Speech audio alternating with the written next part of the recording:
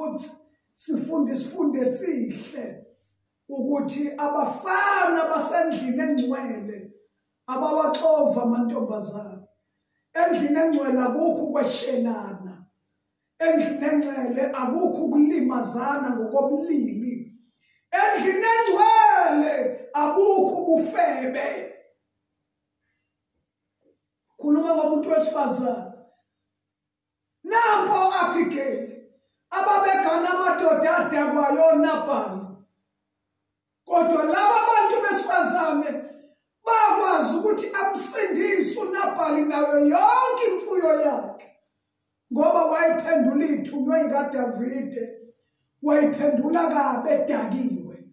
Wathi yini yona uDavide, yini yona indodana kaJese, ngithatha izinto zami njengozipha yona.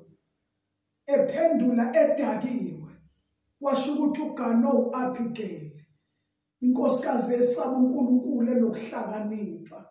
Ziningi izinto ezinhle abantu besifazane abazenzile. Ngiyayikhotha ngoba kuthiwa inyanga yabantu besifazane. Uzoba nenhlanhla yokulalela lo myalezo. Nampa amakhosikazi ayeganoManowa ayisibonelo sokuthi uma indoda ivuka emsebenzini, owesifazane esele ekhaya akoba busy nezinto zasezulwini.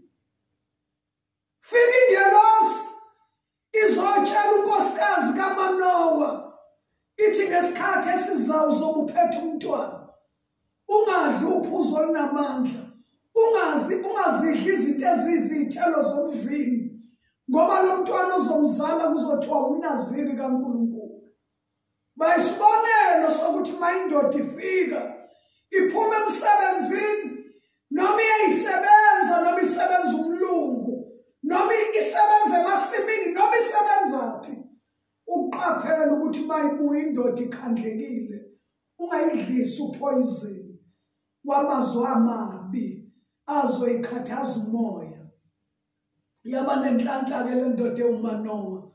Uma ingena endlini iphuma emsebenzini, ithola unkosikazi okade ekhuluma nengelosi ethi kwafika umuntu la washo njalo kimi, wabika umbiko omuhle owavuselela umoya wendoda ukuthi kanti njengoba singamtholi nje umntwana sisazomthola ngombiko awuthola kumfazi wakhe yena ephuma emsebenzini. Baningi abantu besifazane abanezinto ezinhle abazenzile eBhayibhelini. Nampo oDibhora ababeganile kodwa behlala phansi kwezihlahla bequla amacala behlulela uIsrayeli ngesikhathi uIsrayeli engenankosi. Lithi iBhayibheli noma kuphuma impi kaIsrayeli kwakudinga uDibhora bekhona, ngoba wayeumuntu wesifazane ohamba noNkulunkulu. Bethi ngeke siphume impi engekho sizonqotshwa. Ngiyangimangale kule insuku khona abantu abadiscourage abantu besifazane, baba discourage ngezwi likaPawuli elisencwadini yabaseKorinte ethi angimvumele wesifazane ukuba afundise ebandleni, afundise phambi kwendoda. Ngicela ukusho umphakathi nabalaleli balomsakazo, nabalaleli nje la izwi lifika khona, ukuthi ngesikhathi uJesu evuka kwabafileyo wayengekho uPawuli, wayengekho.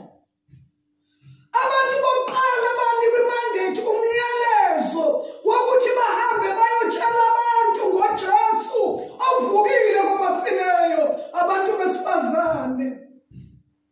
Amadoda nawajika khona engcwabeni abuyisela umyalezo emhlabeni othi uJesu akekho, sifica idwedwe zodwa.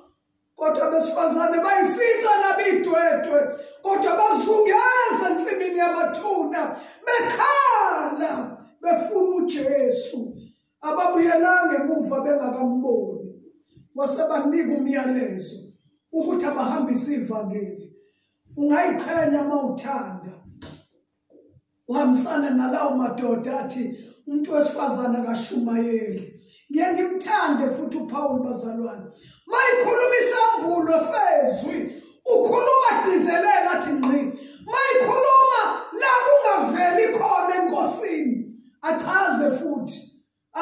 lokhu kakusho inkosi kusho mina Paul.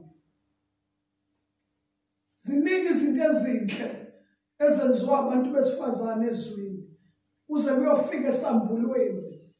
Mangivala khuluma ngomuntu wesifazane elithi iBhayibheli wayekhulelwe umntwana wesilisa oyizobusa izizwe zonke ngentonga yensimbi. Usathane kuthiwa wayelokhu emilandele efuna ukushwabadela umntwana. Inkosi yamthukusa wesifazane uma evela ebusweni bukaDraco washo ukuthi uDraco usenjalo njengoba kade enjalo ufuna ukuthi athethe lo wesifazane amshwabadele lo mntwana. iBhayibheli lithi owesifazane wanikwa amaphiko wandisa. uDraco sebona ukuthi akasafiki kuye manje watsaka amathe elithi iBhayibheli aba yidama elikhulu lamanzi ethi uzominzisa umuntu wesifazane. Cela ukusho abantu besifazane ukuthi kuyicebo nje likaNkulunkulu ukuthi ube yileyo nto yiyo. Leyo nje enhle dumisa uNkulunkulu icebo lasezulwini. Mawushumayela ivangeli, shumayela kuyisikhathi noma kungeyiso. Mawufakaza ngamandla kaNkulunkulu, fakaza kuyisikhathi noma kungeyiso. Ngoba yikho into ezokuminzisa. Lithi iBhayibheli lami umhlaba wamsiza owesifazane. Waqhekeka umhlaba waphuza lamanzi aphinyiswe uDraco. Wangabe sabakhona amadamu okuminzisa umuntu wesifazane. Khuluma ngomuntu wesifazane. Bese lithi iBhayibheli uDraco wajokola. Uhlulwa umuntu wesifazane okhulelwe. Lithi iBhayibheli ekugcineni wayesebuyela emhlabeni eyolwa nenzalo yalo wesifazane.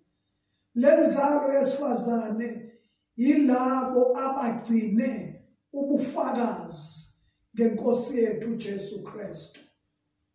Siyathandaza manje kusenjalo kule insuku akusafakazwa ngamandla kaNkulunkulu. Kule insuku sekukhulunywa indaba yokumotivate nokutshela abantu ukuthi bangaphumelela kanjani emabhizinisini.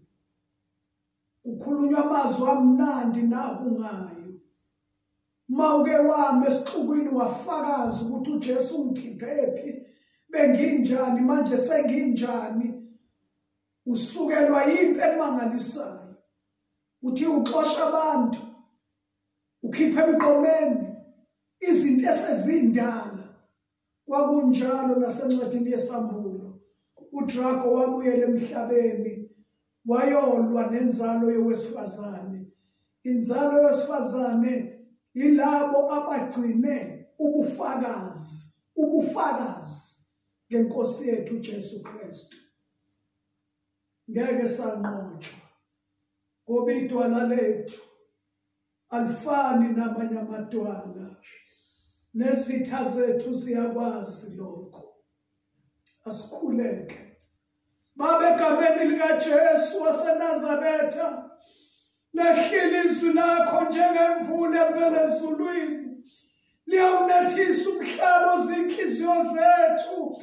Malimile liveze izithelo ezizowusiza umhlabathi otshaliwe nguwe Nkosi. Siyabonga. Qhubeka nomsebenzi omuhle owawuqala eKalvari. Kudunyiswe kubatshazwe igama lakhe elingcwele ngoJesu waseNazaretha. Amen.